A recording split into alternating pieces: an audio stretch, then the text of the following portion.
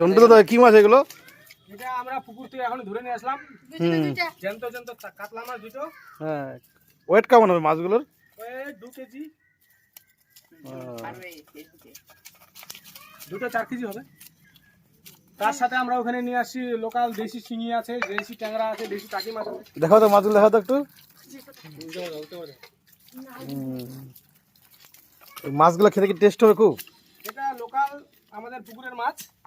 এটা খেতে বাজারে চালানি মাছের মতো, ওর থেকে অনেক বেশি গুণে। মানে বাজারের মাছগুলো সার দেওয়া হয়, তো সার দেওয়া নেই, কিছু নেই না? এটাতে সার দেওয়া নাই, আমরা ছোট খালি চাষের জন্য আমরা করছি। পরিবারের আমাদের আত্মীয় যারা আসে ওদের খাওয়ানোর জন্য। এটা আমরা সার কোনো সার ইউজ করি না। বৌদি তুমি কিছু বলো, তোমার অভিজ্ঞতা। মাছ কাটতে কেমন লাগছে তোমার? মজা লাগতেছে, খুব মজা লাগছে না? এরকম মাছ কি আগে কখনো কেটেছো? কেটেও মজা পাচ্ছি। এরকম মাছ কাকে কখন ধরেছো পুকুর থেকে? একদিন ধরেছিলাম এখানে এসে, আর আজকে 2 দিন।